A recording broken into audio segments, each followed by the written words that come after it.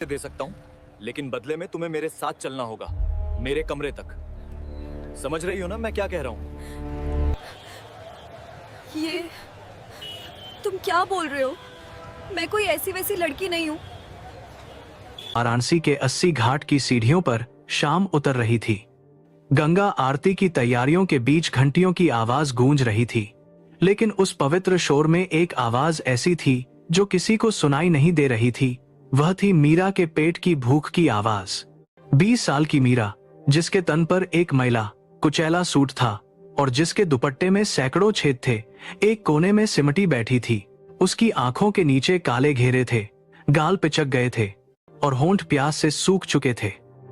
बनारस की यह शाम आध्यात्मिक थी, पर मीरा के लिए यह सिर्फ एक और दिन था, जब उसे यह नहीं पता था कि रात का खाना मिलेगा या सिर्फ पानी पीकर सोना पड़ेगा। लोग आते, गंगा मैया को नमन करते, आरती देखते और अपने घरों को लौट जाते। मीरा हर गुजरते हुए इंसान की ओर उम्मीद से देखती। उसकी आंखों में भीख नहीं, बल्कि एक मूक सवाल था, क्या मैं इंसान नहीं हूं?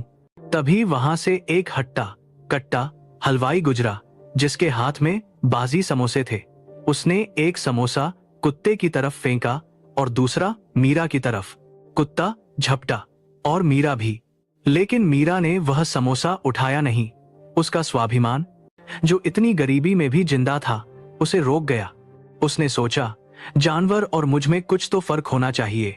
उसी भीड़ में एक युवक खड़ा था, आदित्य प्रताप सिंह, उम्र करीब 28 साल। वह बनारस के एक पुराने रईस खानदान का वारिस था और शहर में रूहानी रसोई नाम से एक बड़ा हेरिटेज रेस्टोरेंट चलाता था। आदित्य अक्सर सुकून की तलाश में घाट पर आता था। उसके पास दौलत की कमी नहीं थी, पर दिल वीरान था। आदित्य ने मीरा को देखा। उसने देखा कि कैसे उस लड़की ने भूख से तड़पते हुए भी जमीन पर फेंका हुआ समोसा नहीं उठाया। आदित्य की आंखों में एक चमक आई। उसने भीड़ को चीरते हुए मीरा की ओर कदम बढ़ाए। आदित्य उसके सामने जाकर खड़ा हो गया। मीरा ने डरकर अपने पैर सिकोड़ लिए। उसे लगा, शायद यह भी कोई ताना मारने आया है या पुलिस वाला है जो उसे यहां से भगा देगा। आदित्य ने अपनी जेब से पैसे नहीं निकाले। वह घुटनों के बल बैठा और बेहद नरम आवाज में पूछा, भूख लगी है? मीरा ने कोई जवाब नहीं दिया, बस अपनी बड़ी बड़ी डरी हुई आंखों से उसे देखती रही। आदित्य ने फिर कहा, मैं तुम्हें खाना खिला सकता हूं, लेकिन एक शर्त है। मीरा का दिल धक से रह गया। शर्त शब्द सुनते ही उसके रोंगटे खड़े हो गए। गरीबों की दुनिया में शर्तों का मतलब अक्सर जिस्म का सौदा होता है। उसने गुस्से और डर से अपनी मुट्ठी भींच ली। आदित्य शायद उसके मन का डर पड़ गया। उसने तुरंत हाथ जोड़ते हुए कहा, गलत मत समझना, मेरी शर्त यह है कि मैं मुफ्त में खाना नहीं दूंगा। तुम्हें मेरे साथ चलना होगा, मेरे रेस्टोरेंट में काम करना होगा। बदले में खाना भी मिलेगा, छत भी और इज्जत के पैसे भी।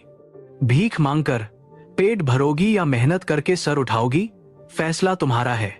मीरा सन्न रह गई।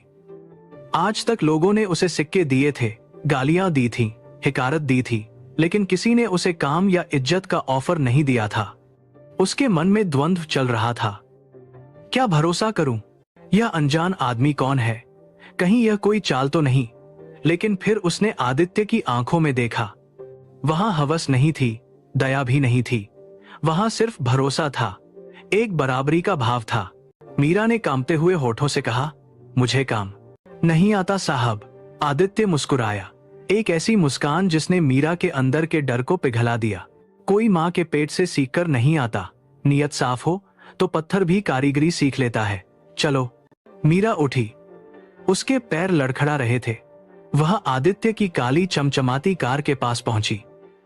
ड्राइवर ने नाक भौं सिकोड़ी, लेकिन आदित्य ने खुद पिछली सीट का दरवाजा खोला और मीरा को बैठने का इशारा किया। गाड़ी रूहानी रसोई के पिछवाड़े रुकी। यह एक पुरानी हवेली थी जिसे रेस्टोरेंट में बदला गया था। वहां मसालों की खुशबू हवा में तैर रही थी, इलायची, केसर और देसी घी की महक। आदित्य मीरा को लेकर अंदर आया। वहां का स्टाफ, मैनेजर, वेटर, रसोइये सब हैरान रह गए। मैनेजर ने धीरे से कहा, सर, यह तो भिखारिन है, इसे आप किचन में लाएंगे? ग्राहक क्या सोचेंगे? आदित्य ने कड़क आवाज में कहा। यह भिखारिन थी। अब यह